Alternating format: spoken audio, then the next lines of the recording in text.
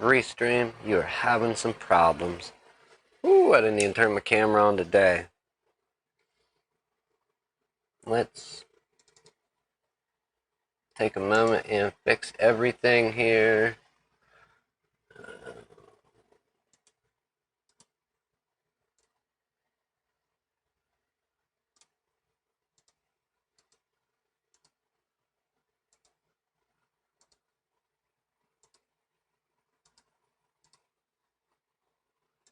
And then we have to go to where? Go to that one? Sure, certainly. We'll go there. Configure video. Autofocus. Turn it off. Okay, and then I think that should be it. Did the Sony camera did come up? Okay. I call it fairly good there. Let's get just finished eating the sandwich. So today's culprits, we have a few. Not going to spend a lot of time on them. This is more or less just some end of the day workflow stuff. Finishing up one, starting another, and two more in the process. The Dell all-in-one. I've tried many fixes. I wish I could send it out to HDMI, however I can't. Let's try troubleshoot.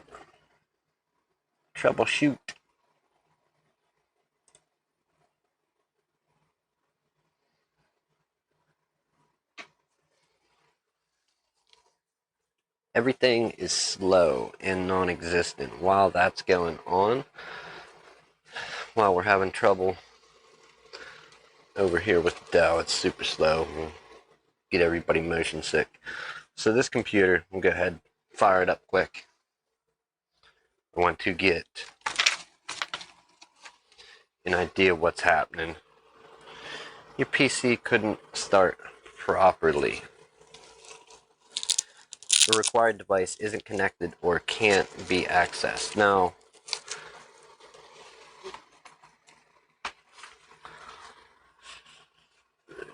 can we zoom that in a little, make it look any better? That's the error we're looking at. We could try and explore this further.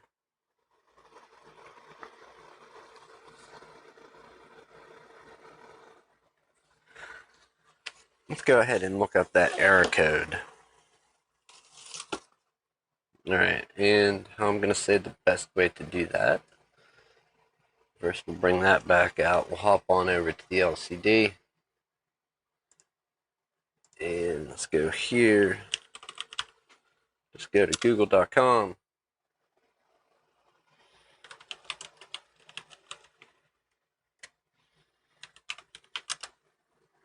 Zero by 1, 2, 3, 4, 5, 6.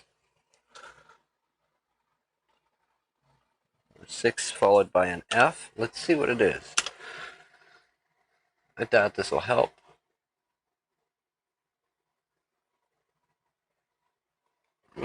Allegedly, these people have a fix.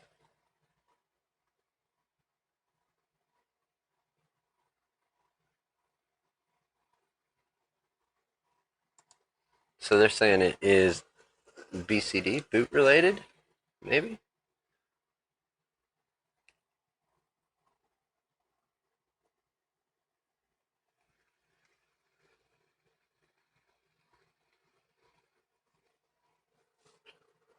Okay, so that's not the error we're looking at. A required device isn't connected or can't be accessed. That is what ours is. Ours, it's not like the boot data is corrupt or missing. It just can't access it. Now, if I had to take a guess, which that's what we're in the business of doing. I love these guesses. We're going to go ahead and... Oh, wait. Yeah, we're going back to this. So take a look at that recovery. Look, just the blue part. The blue part's what's important. And let's scroll it down a little so we're not mistaken on what we're talking about. So we're looking at that one.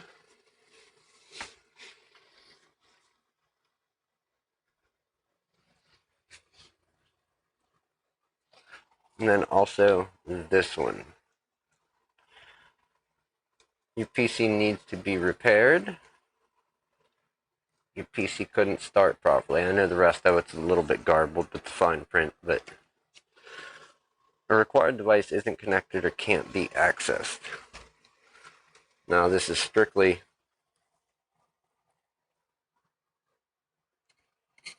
should it be guessville?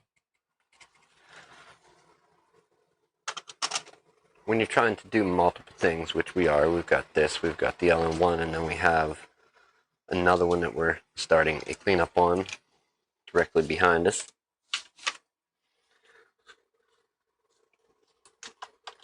When you're trying to do multiple stuff,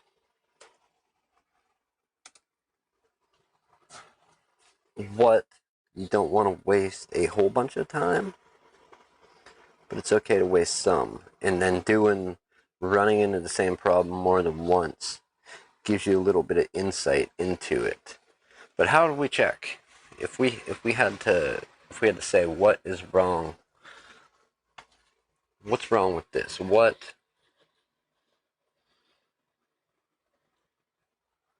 Oh, look how magnificent that doesn't focus. Oh, it looks awful. Okay, so if we had to guess, what's causing this problem?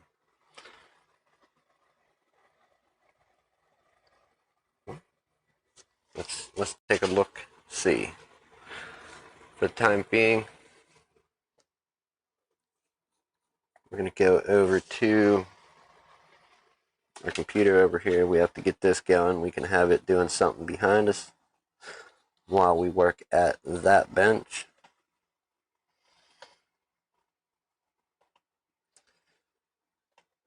One of the first things you do when you go in to start doing a cleanup, one of your better bets is to shut down any antivirus type stuff. Threat protection, and then where are the settings? Manage settings. Let's take the real-time protection. So shut down your real-time protection in Defender. Basically, you open Windows Defender on the side panel, go to Virus and Threat Protection, and then you will want Virus and Threat Protection settings and manage settings depending on what version of Windows you're on. And then turn off the real-time protection. If you have Malwarebytes or something else, another antivirus there running, you're going to need to disable it. Norton, you can put disable auto protect, disable smart firewall, I think is the two options you want.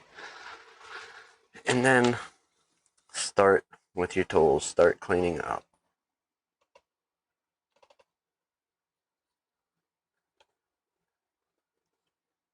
Let's actually get this doing some stuff. Extremely likely you guys make a good product. So this one, we're just going to straight power it off. I don't see anything counting of this. That's opinion. Before we tear into that, I'm going to try something here.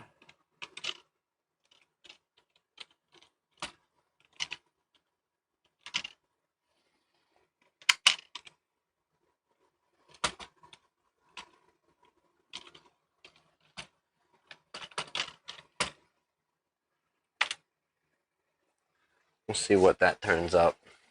I think we have a similar problem going between our all-in-one here and this one. I think we're facing some similar troubles. We've got the little black mat prepared ahead of time. This one, let's go in, we're going to make sure the memory is there. We don't need to reset the BIOS. We're not going to waste time running down all those paths. We're going to pull one thing out and do a test. Now, Lenovo usually has some onboard utilities where it can do some testing. And if you don't have a Lenovo, this isn't applicable to you. If you did have a Lenovo, then I would say maybe go ahead and try and run any system diagnostics.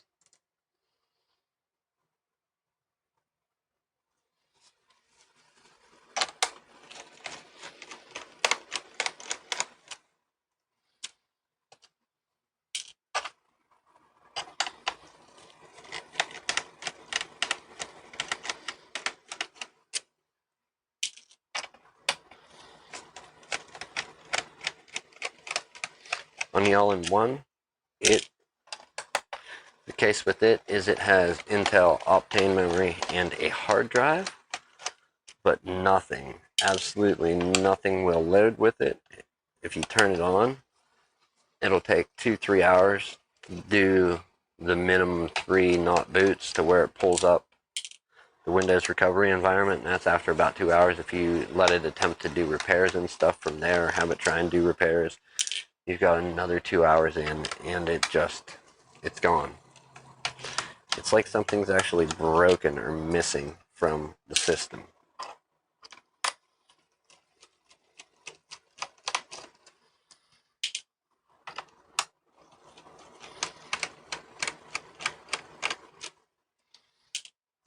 Alright. Did we get them? I think we got them.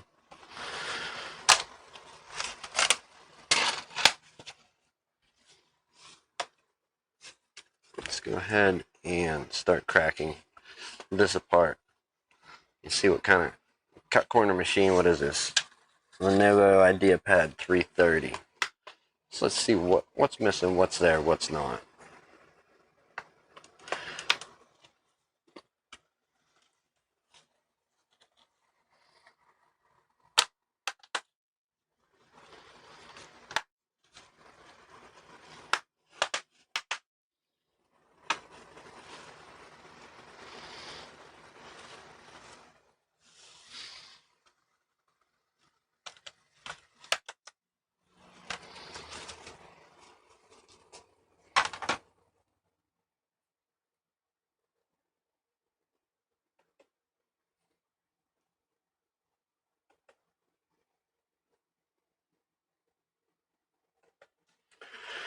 Alright, doing our first restart after running a tool. Alright, so we've got one memory slot. I doubt very much so. Sony, get over here. We need your assistance. If you go ahead and take a look, and that's not what I meant, damn it. If you take a look here, actually focus. You have your stick of RAM there, and going with how thick this is, there's not going to be another RAM slot on the other side. I'm not saying that there's no RAM installed under this battery. Perhaps there is. I'm guessing that there isn't. We're going to have this one stick, 4 gigabyte stick of DDR4.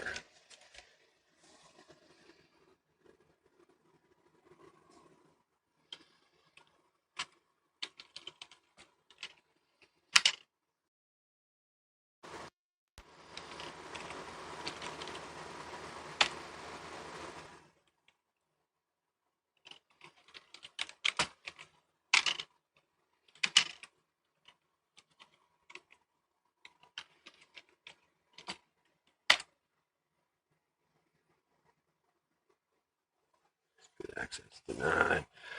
Alright, doing a little research.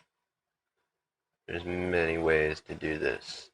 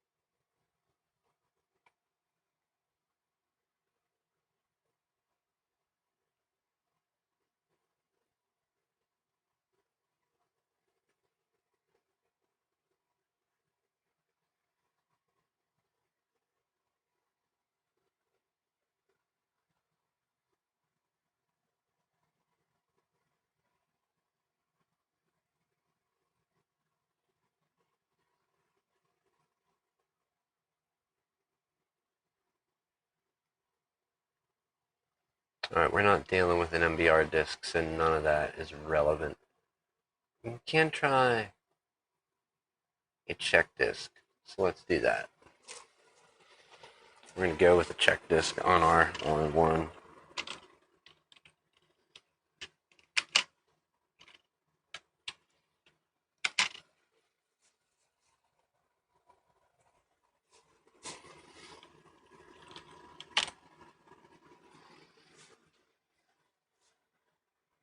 So we hit enter. It's going back to Lenovo.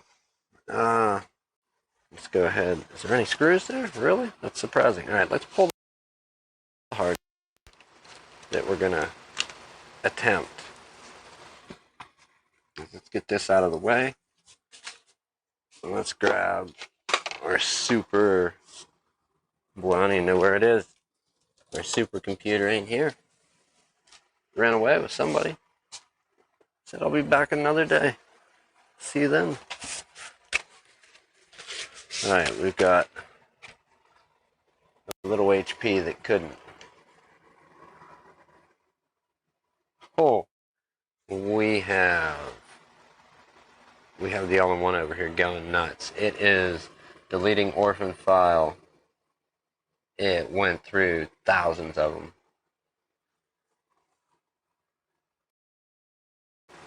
This check disk will bring it back up.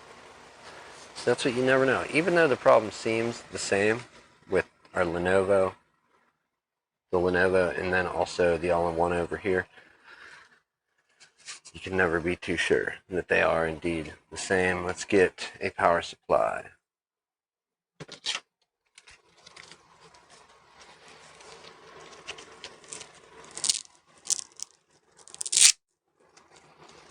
Okay, so this check disk is really going to work on the partitioning layout, or the hard drive that's in the Dell all-in-one. It is, I think, 16 or 32 gigs of Intel Optane memory, and then also a 1 terabyte Seagate hard drive, not unlike this one here that we just pulled out of that Lenovo.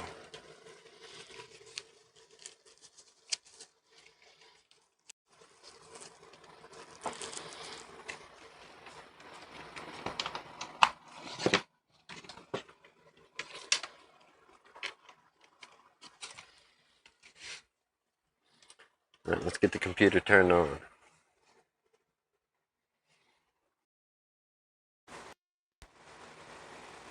You laughing at my screen? Quit your pixel peeping. How could you dare pixel peep on my computer? It's just one or two dead pixels. Nothing to be concerned about.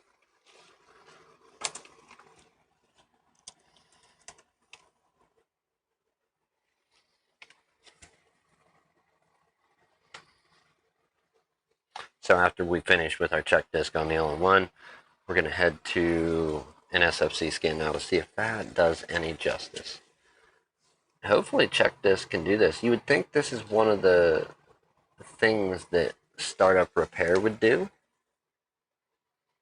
And if it works, okay, it works. Awesome. I don't see it working. I really see the system being gone, like broken. All right. Switch. You're going to do the pixel peeping thing? All right, well, we'll just put a stop to that. Right here, right now, we're going to go to an HDMI source. And there you go. All right. Pixel peep on that, funny man.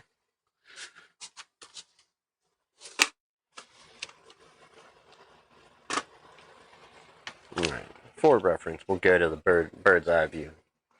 There, we are 100% plugging in our hard drive, and then we're going to plug in over here.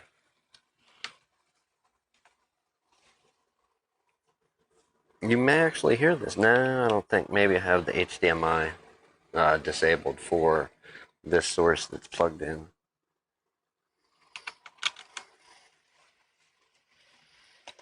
Alright, hop on over to the repair.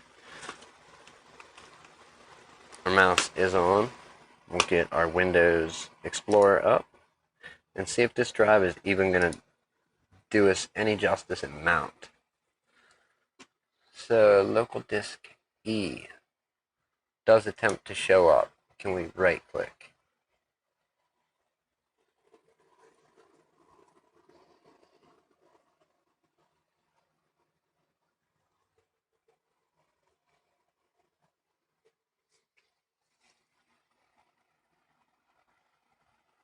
Yeah, no such thing as right clicking.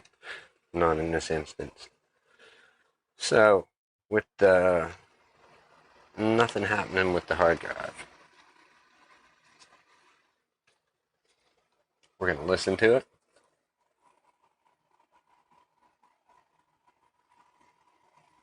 The hard drive definitely has spun up.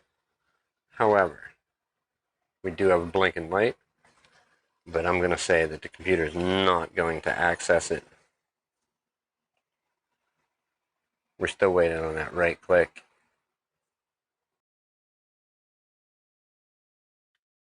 Matter of fact, if we try and do anything at all on the laptop that we have the hard drive from the Lenovo plugged into, if we try to do anything on this computer, more than likely it's going to be slow and not responding. Right click to see if we could go into tools and perhaps do a scan disk with the drive plugged in externally, or not scan disk, check disk, whatever utility it is when you right click and go to tools.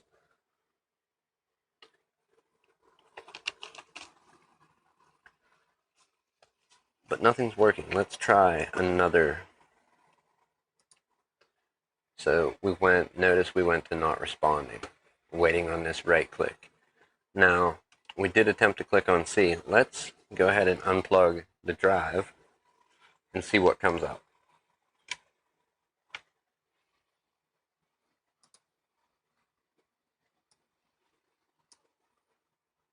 Okay, we unplugged the drive, it had time to unmount, and our computer goes back to normal where we can click on stuff. There is 100% some error, something wrong with that drive. Wrong button. I know it can be seen by the BIOS. I'm guessing if we went into the BIOS of the Lenovo, it would see it, but it's not going to do anything with it. There is nothing there to do anything with. Let's power back on, log in quick, and shut down properly.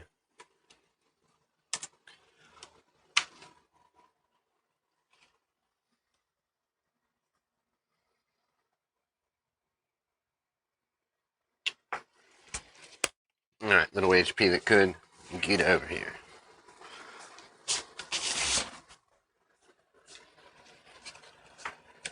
Alright, so what do we do with this? Do we even try? Do we just try another computer out of pure spite for the broken hard drive that it is?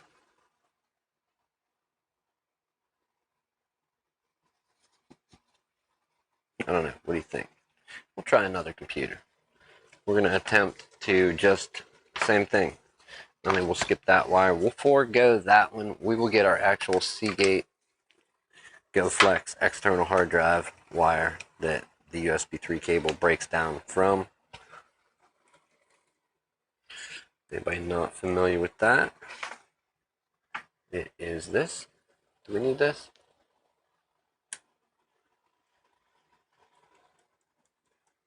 Alright, there we go.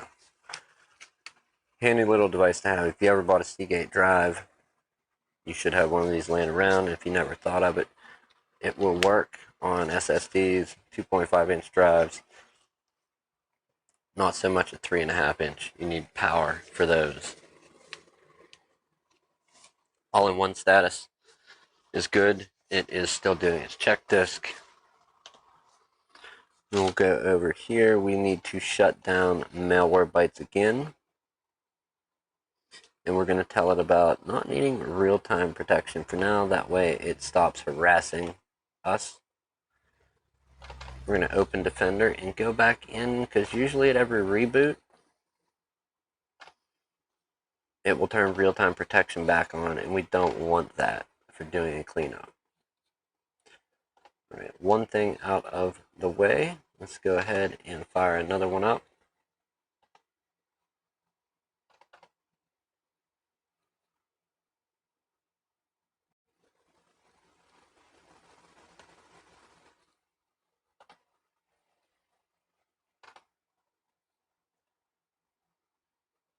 Let's see if it can find anything. We'll hit a key to continue.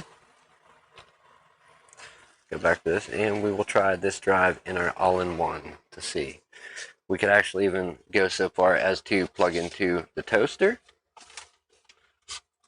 That could even potentially be of some assistance right now, but I'm guessing this drive is non-accessible. I'm even going to go to the extent of opening up O&O Partition Manager just to see if it can see it. It's a little more robust than, oh, what is that in Windows? Not disk management. Disk management? Disk manager? Disk management. Device manager? No. Disk management is what I'm thinking of. So O&O hasn't even... Yeah. As soon as you plug this hard drive in, everything screeches to a halt. That is a clear-cut sign of something going on with that drive. The drive does spin up. It doesn't act like it's reading. You just get a blinking light, so it never fully mounts. And if I unplug it, my program should open up.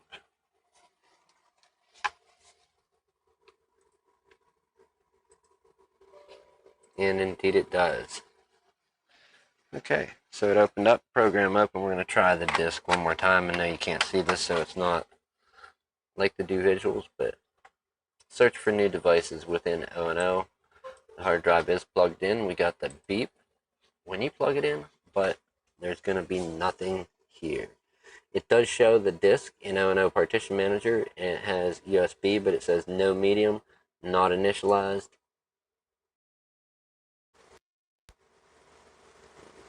Initialize as a basic disk, not going to happen.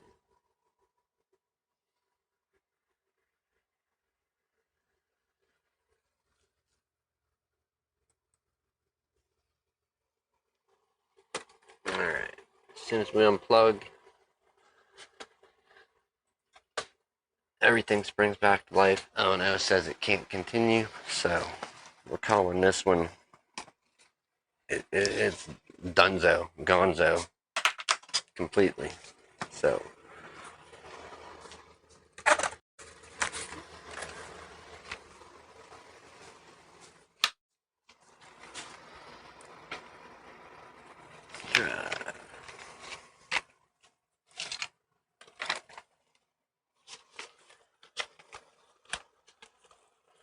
we have a drive here to open. We're going to install this, get a Windows install going.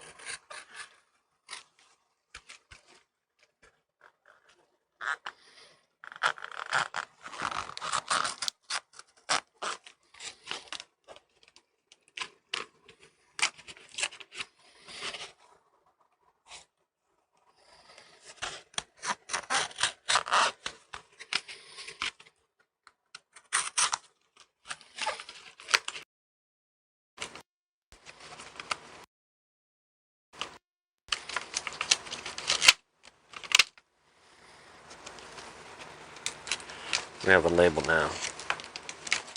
Remove before installing. You don't say. Let's just do that. Stick that right over that label. Got a book. A book. A wrapper. We'll throw that to the side.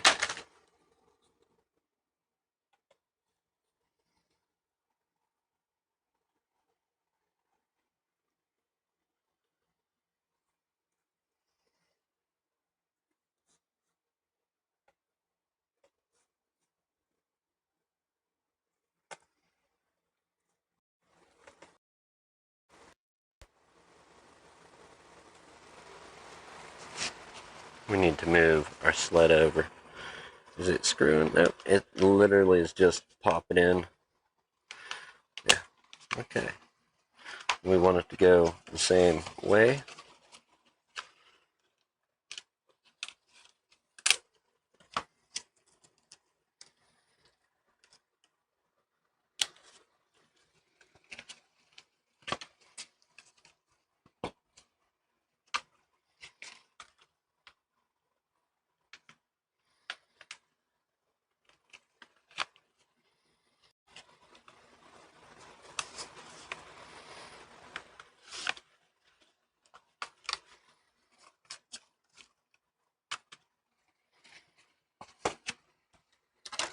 We need some initials real quick. We're gonna check that out. So, GJ.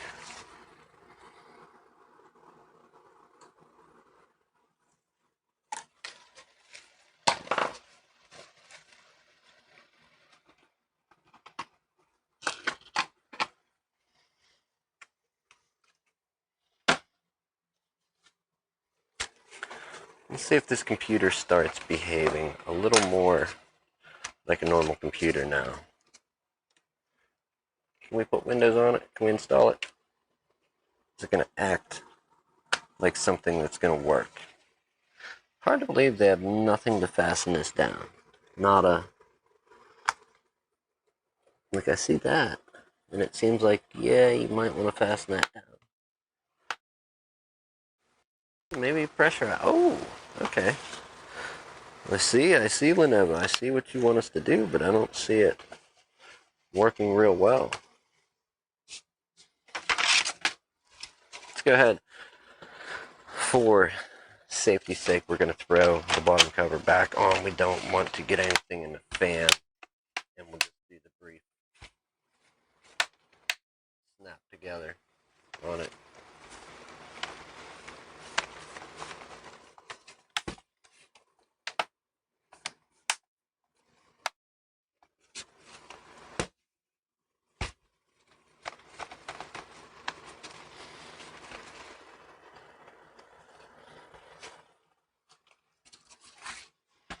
Move the little black mat.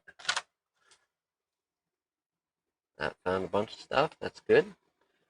Is it restarting?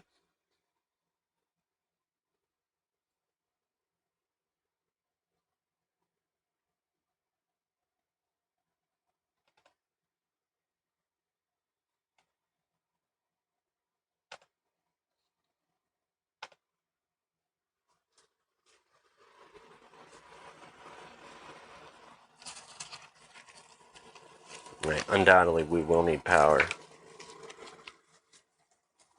We are on stage 4 of check disk. Looking for bad clusters and user file data. It is literally about a quarter of the way done. 24%. Total overall 4%. ETA 6 something. We'll let the Dell All-in-One continue down its path. Right now, we're going to see what we can do. In the past, Lenovo computers have been a treat. I have not messed with a whole bunch of them. Usually, the old like T42s and T60, the old ThinkPads back in the Core 2 days was actually the last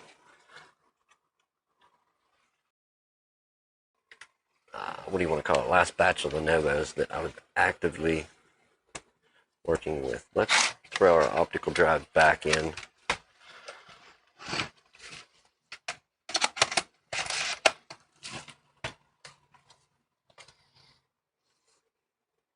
And you know what we don't have right now because we're using it on the All-in-One. It's our UEFI drive. This one may be set up as well to be UEFI. Plug it in and go for it.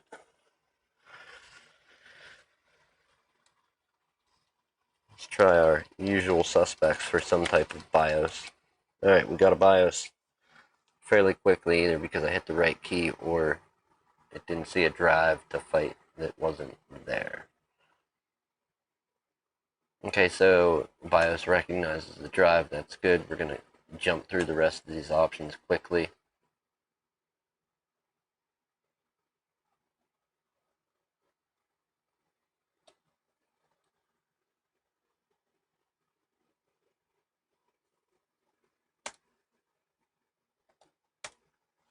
Disable secure boot.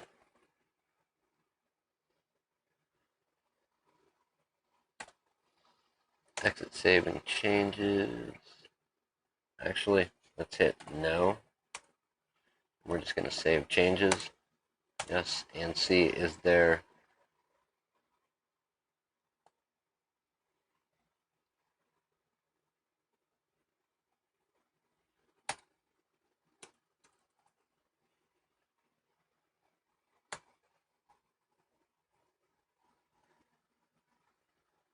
F6 moves it up.